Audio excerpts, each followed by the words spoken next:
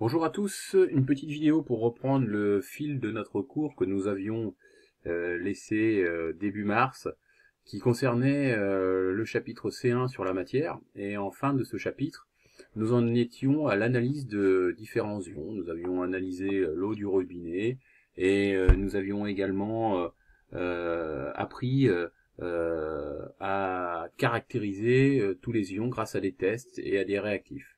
Alors, on va reprendre ça à travers une situation très concrète, puisque ici, en principe, j'aurais dû vous proposer une tâche complexe, qui était la suivante, à savoir quelle était la réaction que je pouvais éventuellement, ou la problématique que je pouvais avoir si j'utilisais de l'acide chlorhydrique à proximité de mes lampes en fer forgé qui sont sur ma terrasse. Alors, imaginons que l'on souhaite refaire le carrelage d'une terrasse. Le maçon, pour faire le carrelage, va jointer le carrelage, on dit qu'il jointe le carrelage, et il va donc mettre des résidus à base de ciment. Et pour enlever ce ciment qu'il pourrait y avoir, ce surplus de ciment qu'il pourrait y avoir sur les carreaux, on utilise habituellement, traditionnellement, de l'acide chlorhydrique qui va bien dissoudre ce ciment.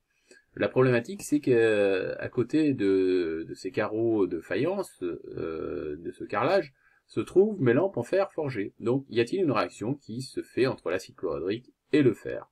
Ça, c'est la question. Alors, deux petites vidéos pour essayer de comprendre ce que c'est. Alors déjà, on va essayer de voir l'acide chlorhydrique, qu'est-ce qui se passe quand on la fait réagir, cet acide chlorhydrique, avec l'entité un petit peu opposée à elle, à cette solution, qui est la soude. Alors l'acide chlorhydrique, comme son nom l'indique, est acide, car elle possède des ions H+.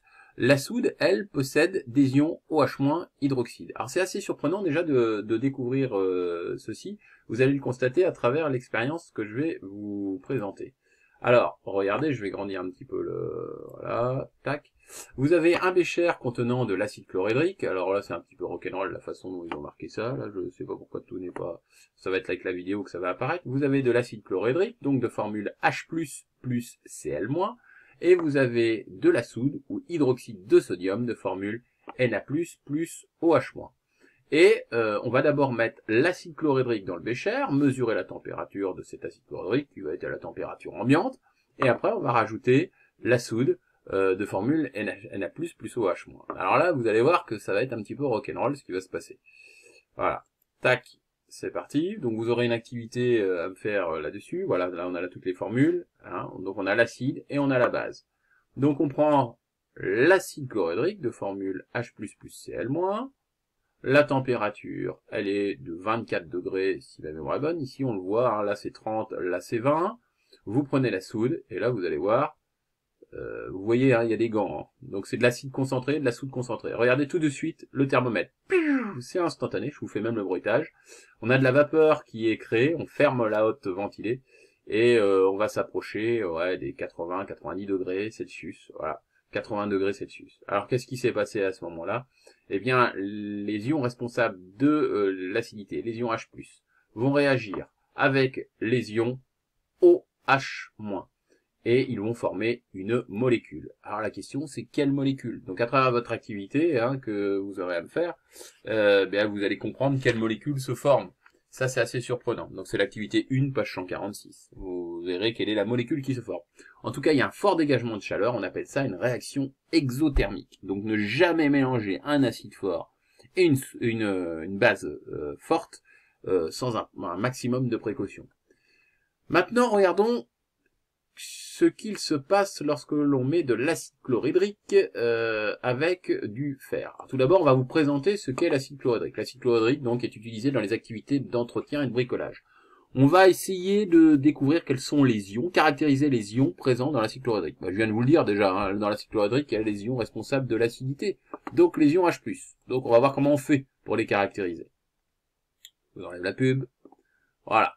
Alors déjà on le met dans les bouteilles en plastique parce que pour la stabilité du composant c'est mieux. Donc quels sont les dangers de l'acide chlorhydrique? Il y en a plusieurs, vous regardez les pictogrammes, c'est corrosif, hein, je vous rappelle les pictogrammes, ça c'est le nouveau pictogramme, hein, j'avais eu le temps de vous en parler. Alors on prend toujours blouse, lunettes, gants, ça au lycée vous aurez l'occasion de le refaire. Et quels sont les ions présents dans l'acide chlorhydrique? Alors, on va mettre en évidence les ions présents dans l'acide chlorhydrique. Déjà les ions responsables de l'acidité. pour montrer les ions responsables de l'acidité, c'est marqué dans votre feuille test d'identification des ions, vous faites un test de pH. On va mettre une goutte d'acide chlorhydrique sur du papier pH et il suffit de comparer la teinte, effectivement, avec la palette des couleurs qui vous est donnée. Donc là, assez rapidement, on voit, là déjà il en met beaucoup trop, enfin la personne en met beaucoup trop. Voilà, il en suffit de très peu pour faire ça. Une goutte suffit, voilà, vous avez la couleur qui apparaît, et il suffit de comparer, et on est à pH, voilà, on est à pH 1, voilà. Donc c'est très acide. Bon là, il contient donc l'acide chlorhydrique, les ions H+, hein. Il n'y a pas de problématique par rapport à ça.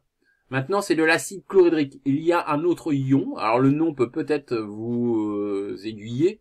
On va mettre un peu d'acide chlorhydrique dans un tube à essai, c'est accéléré, hein. La personne est en train de manger des vitamines, et on va mettre du nitrate d'argent. Et ça, vous avez eu le temps de le voir quand on s'est quitté. On obtient un précipité blanc qui noircit à la lumière, présence des ions Cl-. On a prouvé donc que dans l'acide chlorhydrique, il y avait des ions H+, avec des ions Cl-. Donc, voilà, on sait enfin ce qu'il y a dans l'acide chlorhydrique. Une fois qu'on sait ça, voilà, alors là, la façon d'écrire la formule est un peu rock'n'roll. À la place de la virgule, en principe, on met un signe plus. On va pouvoir mettre l'acide chlorhydrique avec de la poudre de fer. Je vous l'avais fait voir en classe. Donc voilà, je ne sais pas si vous vous en souvenez. Je vous l'avais fait voir en classe et l'objectif, en principe, ça aurait été que vous le fassiez de vous-même avec blouse, gants, lunettes, toute la panoplie. On met un peu de poudre de fer dans le tube à essai et on complète avec de l'acide chlorhydrique. Et là, je vais avoir une réponse à qu'est-ce qu'il arrive quand je mets de l'acide chlorhydrique sur les lampes en fer forgé de ma terrasse. Voilà, un petit peu de poudre de fer, il se fait plaisir, il en met pas mal. Voilà. Ensuite, de l'acide chlorhydrique, assez concentré. Voilà, on a mesuré le pH tout à l'heure, souvenez-vous, pH 1, hein, donc ça ne rigole pas.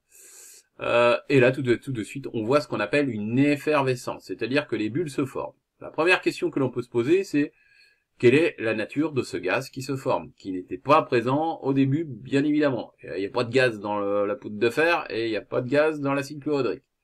Alors, pour ce faire, on va faire un test, rappelez-vous, test de l'allumette enflammée. On agite, produit du gaz, voilà, on a bouché au préalable, et on va, alors je vais remettre le son pour pouvoir entendre effectivement un petit peu ce qui se passe avec le test. Voilà, tac, alors, ok, et je pense que là, je vais remettre le son, hein. Voilà, on va remettre le son, il y a la petite musique qui va bien avec, voilà, voilà, pof, vous l'avez entendu, hein, le son, ça fait une petite détonation. Ce gaz donc qui vient d'être caractérisé, c'est le dihydrogène de formule H2. Donc vous avez créé une nouvelle molécule. Comme on l'a dit au préalable, là, comme il a été marqué, la solution se colore un petit peu en vert. Si elle se colore un petit peu en vert, c'est tout simplement car il y a la présence d'un autre ion, un ion qui se forme, qui n'est pas là au début. Alors on va le caractériser. Voilà, je recoupe la musique. Voilà. Donc voilà, on s'est formé du dihydrogène. Voilà, on va partager en deux le contenu de la solution pour pouvoir faire deux tests.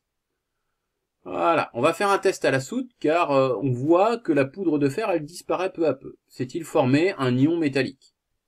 C'est ce qu'on va voir. Y a-t-il toujours des ions chlorure, Cl-? C'est ce qu'on va voir. Donc là on rajoute du nitrate d'argent, précipité blanc qui noircit à la lumière. Les ions chlorure sont toujours là. Ils n'ont participé à rien. C'est ce qu'on appelle des ions spectateurs. Donc là, c'est une certitude, les ions chlorure ne servent à rien.